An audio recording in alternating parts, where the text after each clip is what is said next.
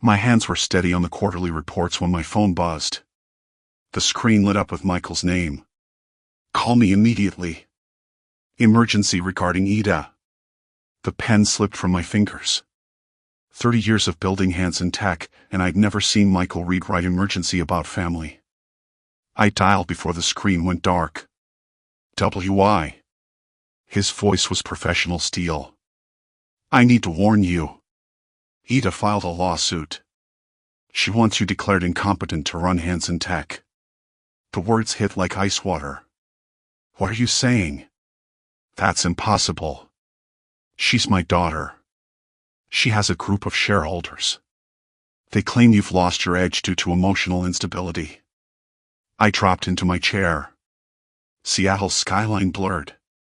The same view I'd watched for decades while building this company for her. "How much time does she have?" "Hearing in 1 week. We need to act quickly. The documentation is extensive. Financial records show supposedly erratic decisions. Testimonies from board meetings." "What testimonies?" "Claims about emotional outbursts. Questionable strategic choices. They're painting you as a man losing control." The office felt smaller. "Who else knows?" "The filing is sealed for now, but the shareholders she's recruited, James Corbin, Patricia Wheeler, 3 others, they're meeting tomorrow. She recruited them with promises of higher dividends under new leadership." Her leadership.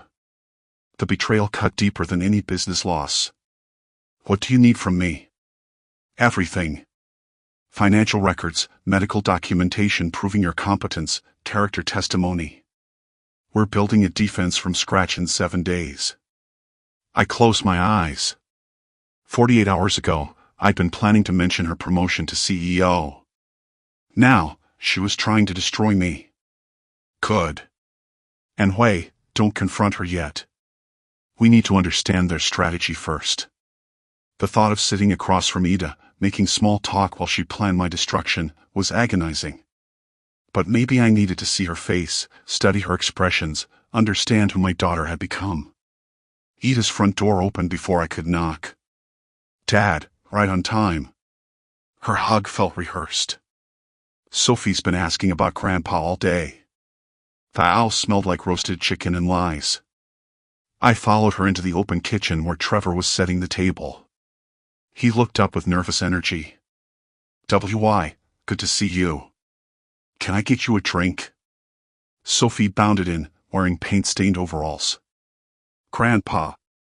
I lifted her easily, grateful for something genuine. She thrust a crayon drawing at me. "It's us at the office. See, that's you at your big desk. It's beautiful, sweetheart." I kissed her forehead, catching Ida watching us. Something flickered across her expression, guilt, calculation. Dinner proceeded with artificial normalcy. "Dad, you look tired. Maybe you should rest more." The loaded question. I met her eyes. "Work keeps me sharp. By the way, how are things in the finance department?" She paused, wooden spoon halfway to her mouth. "Let's not talk about work at dinner." "Since when?" I kept my tone light. "You usually love discussing quarterly projections." "Not tonight. Family time is sacred. Sacred like loyalty used to be." "The chicken is excellent," I said. "Mom's recipe." Ida's voice carried an edge. She always said cooking was about love, not perfection. She was wise about many things.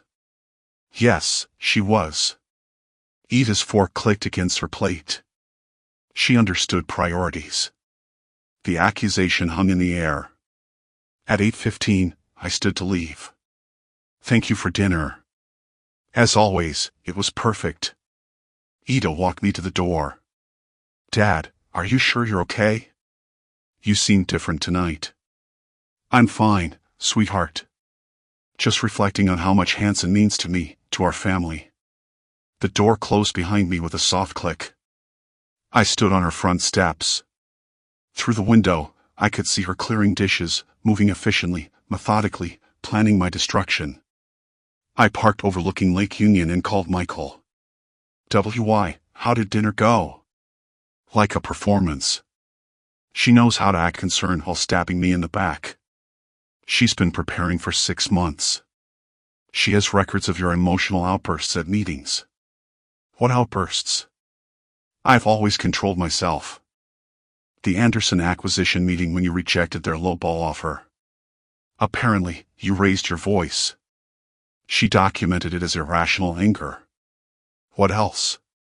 Financial decisions she's labeled as sentiment over strategy, the charity partnership with Elna's Foundation, the employee retention program.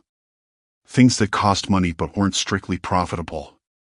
They were using my grief over Martha's death as evidence of incompetence. A full-scale character assassination wrapped in concern for my well-being. At home, I climbed to my study. I opened my safe and pulled out Elna's letters, the ones she'd written during her final months. She thinks you don't love her. My computer chimed with an encrypted email from Michael. Ida's formal complaint, subject displays increasing emotional volatility and attachment to outdated business practices. His refusal to embrace modern corporate strategies suggests diminished cognitive flexibility consistent with early-stage dementia or depression following spousal loss. I poured 3 fingers of scotch and kept reading. I opened my phone and started typing notes. Names of allies, potential strategies. If Ida wanted a war, she'd get one. But she'd underestimated her opponent. The elevator climbed toward Steve's floor. I shifted the briefcase containing 2 weeks of evidence. Time to stop playing defense. Steve Wilson, my friend of 60 years, looked up from quarterly projections. Perfect timing. I put the briefcase on his conference table. Close the door. What's wrong? Ida is trying to have me declared incompetent. Steve's face cycled through confusion, disbelief, and concern. That's impossible. I opened the briefcase. She filed suit 2 weeks ago, wants temporary control while I undergo psychological evaluation. I pulled out the shareholder analysis. Look at this. Corbin's already committed. Patricia Wheeler too. 3 others. Too much red. Steve studied the names. She promised Corbin a 15% dividend increase based on what? Staff cuts. She talks about implementing AI and automation. I felt something cold settle in my chest. That would destroy the company culture we built for 30 years. But young shareholders don't understand this. They only care about numbers. Steve had been monitoring internal communications. Ida had been methodical. Each shareholder approached with tailored promises. Corbin got profit projections, Wheeler received efficiency studies, others heard modernization speeches. She's selling them a fantasy, I said. A profitable fantasy. Steve pulled up email chains. The revenue forecasts she was sharing were aggressive, unrealistic, based on firing half our senior staff and automating customer service. This isn't innovation. It's corporate vandalism. Try explaining that to shareholders watching tech stocks soar. I spread financial reports across the table. Our actual performance over 3 years, steady growth, consistent profits, satisfied employees. We've averaged 12% annual growth. Our retention rate is 94%. Customer satisfaction scores are industry-leading. But she's promising 25% growth through strategic restructuring. Strategic restructuring, I repeated, the phrase making me sick.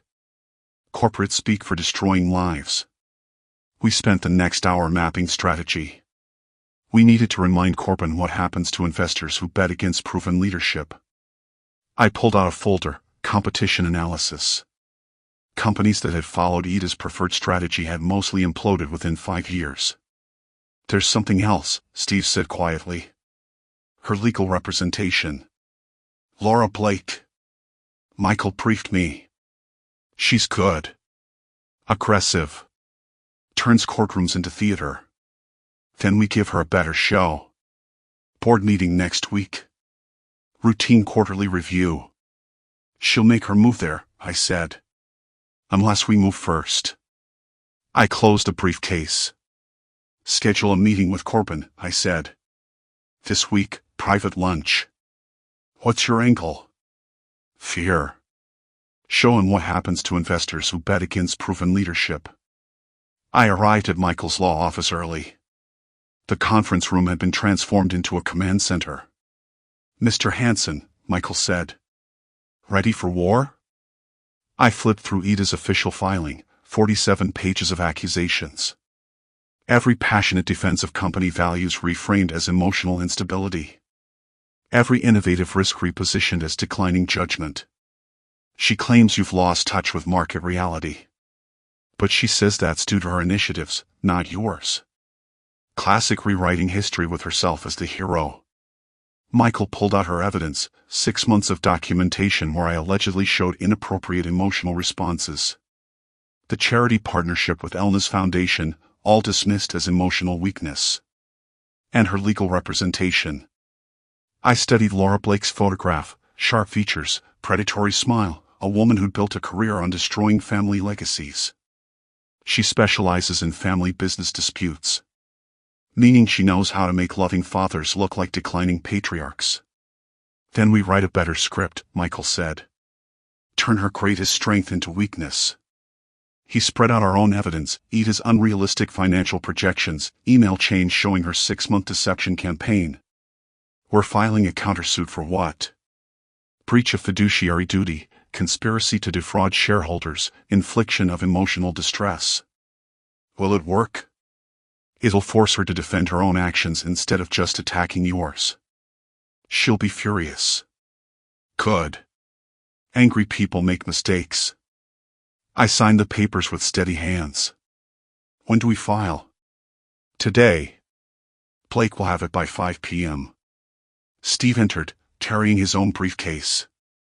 Gentlemen, he said, ready to save our company.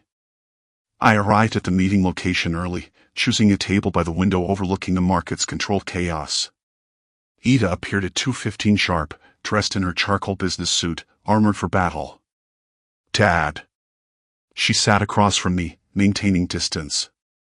Ida, why didn't you come to me directly? When I tried, you were always busy with the company. I built this for you. Her laugh was bitter. No, Dad. You built it for yourself.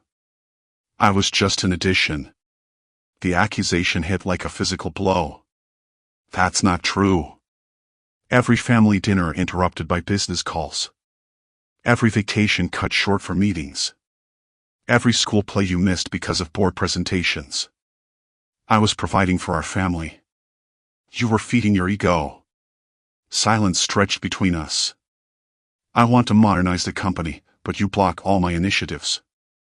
I want to preserve what works. What works? Her voice rose slightly. Dad, we're falling behind. Tech companies are outpacing us. She showed me industry projections. Automation could increase our efficiency by 40%. AI implementation could cut operational costs in half. And eliminate half our workforce in the process. Her jaw tightened. Business isn't about loyalty, Dad. It's about results. When did you become so cold? When I realized sentiment doesn't pay dividends. Who taught you that? You did. Every time you chose the company over us. I felt something break inside my chest. Not anger, not betrayal, but understanding. I never meant. You were never meant to be a lot of things, Dad. But intentions don't change results. She stood, looking down at me with Elna's eyes and a stranger's face. I'm not the little girl waiting by the window anymore. I want to save it from you. She turned and walked away. I sat alone. My daughter wasn't just taking my company. She was taking revenge for 35 years of perceived neglect.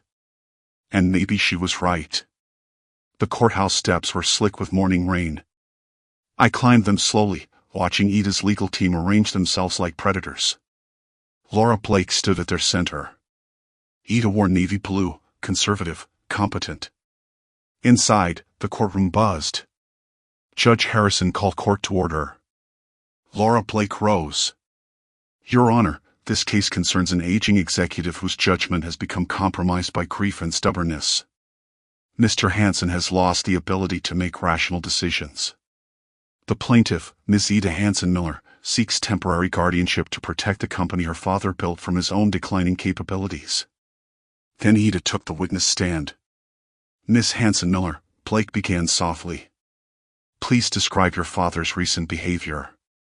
My father is guided by emotions, not business logic, Ida's voice stayed steady. He makes decisions based on personal feelings rather than financial data. Can you provide examples?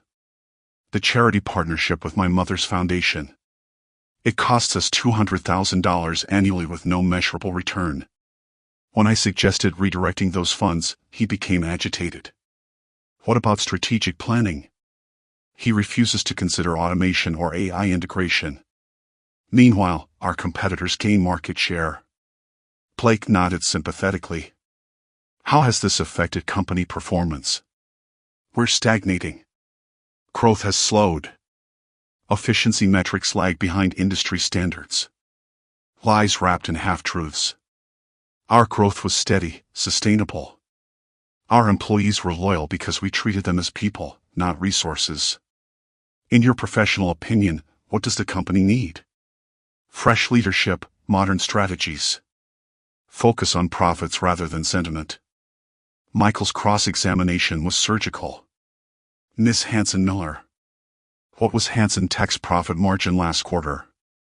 12%. And the quarter before? 11.7%. So under your father's supposedly incompetent leadership, profits are increasing?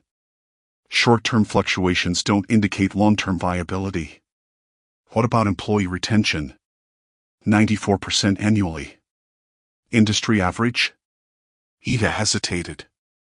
67%. So your father maintains higher employee satisfaction than industry standard while increasing profits? When the morning session ended, I felt drained. Watching your daughter publicly dissect your competence required a strength I didn't know I possessed. Phase 1 complete, Michael squeezed my shoulder. Tomorrow we fight back.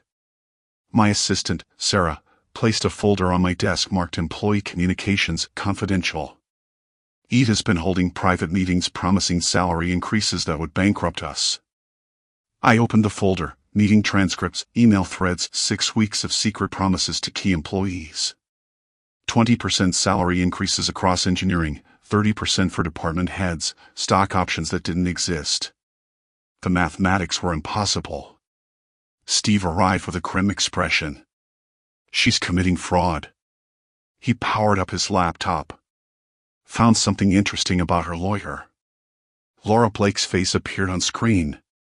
Blake was sanctioned by the Bar Association 2 years ago. Suborned perjury in a similar case. Temporarily suspended from practice. My phone rang. Michael's number. I have evidence that Laura Blake violated ethical standards. She coached Ida's testimony. That's witness tampering. More importantly, Michael continued, I found financial irregularities in Ida's account management.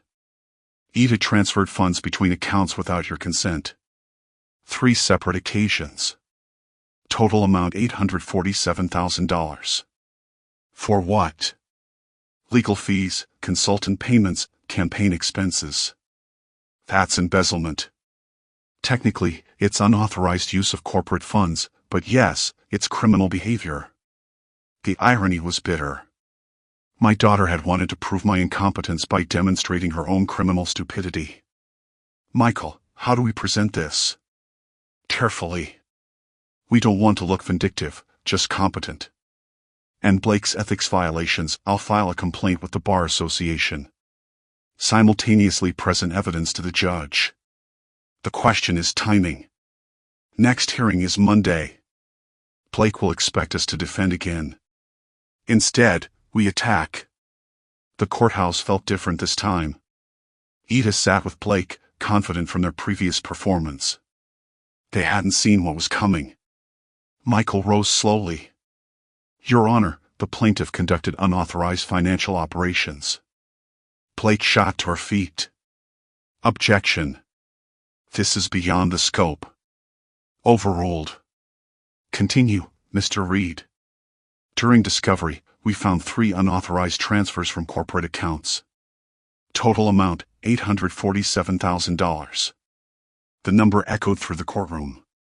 Ida's face went pale. These funds were used to finance Ms. Hanson Miller's legal campaign against her father. This constitutes embezzlement of corporate funds. Michael projected bank statements onto the courtroom screen. Furthermore, we have evidence of witness tampering.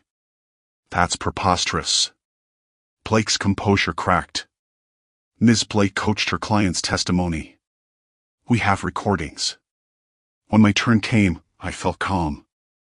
Michael presented my clean bills of health from 3 independent doctors.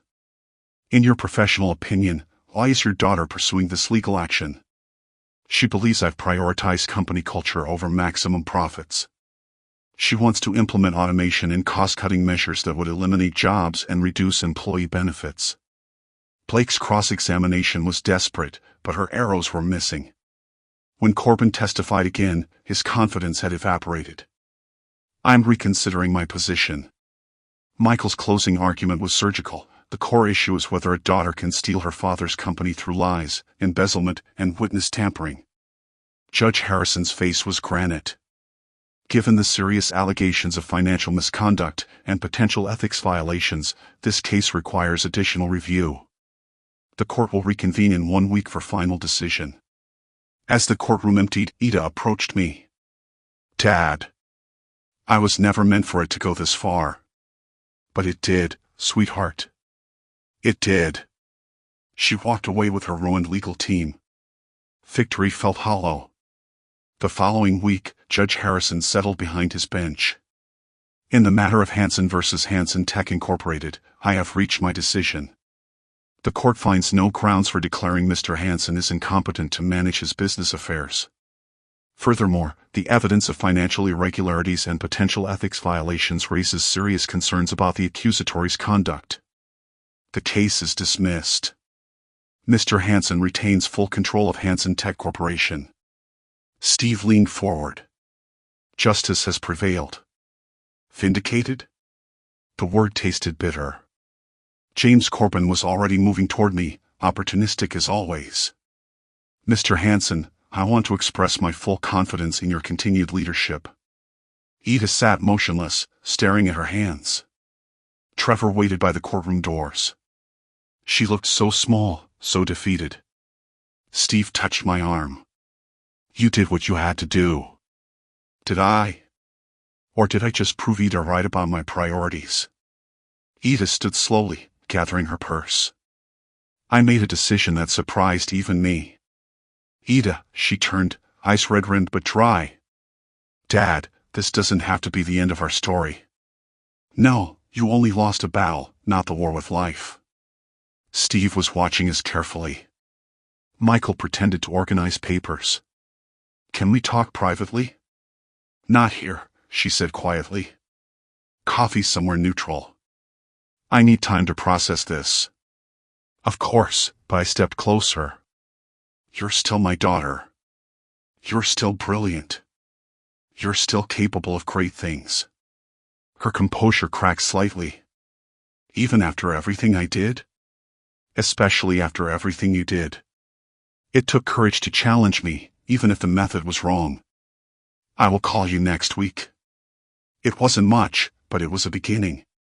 As she walked away with Trevor, I felt hope. The company was mine. The family could still be saved. And maybe, just maybe, we could build something better together. 10 days later, I sat on a bench overlooking Lake Union. Ida appeared at 3:15, wearing jeans and a simple sweater. She sat beside me, maintaining careful distance. Dad, I've been thinking about what you said at the courthouse. The lake lapped against the shore. Dad, I never felt like you were proud of me. The words hit like physical blows. Ida, every achievement felt invisible. Every success seemed less important than the next board meeting. I turned to face her fully. I was always proud of you. I just didn't know how to show it. Why did it feel so conditional? Why did every conversation become about work? Why was the company always more important? I built Hansen for you, for our family's future. Every late night, every missed dinner, every sacrifice, I thought I was providing security. But you were also providing distance. Yes, I was. The admission felt like releasing held breath. I confused providing with parenting, success with love. Ida's eyes filled. When I filed that lawsuit, I wasn't just fighting for the company. I was fighting for recognition, for validation that I mattered to you. You've always mattered. I just showed it poorly. I nearly destroyed everything. No, you nearly saved us. You forced honesty. You made us confront what was broken. What happens now? She asked. That depends. Do you still want to modernize the company? You trust me with that? What do you say about shared leadership? Co-CEOs. Your innovation, my experience. Partnership instead of war. Ida stared at me. You do that after everything? Because of everything. You were right about modernization. I was right about culture. Together, we could build something Elna would be proud of. She turned back. I have conditions. Full transparency. No decisions without consultation. Modern technology implementation. Employee profit-sharing program. Agreed. My conditions: maintaining company culture. Gradual change, not revolutionary. Family time protected. Elna's foundation continues. Ida smiled for the first time in months. Deal. I extended my hand. Partners? She shook it firmly. Partners. Then she hugged me tightly. I love you, Dad. I love you too, sweetheart. I always have. The following week, the kitchen smelled like Elna's favorite recipe. Ida and I were having dinner to celebrate our new agreement.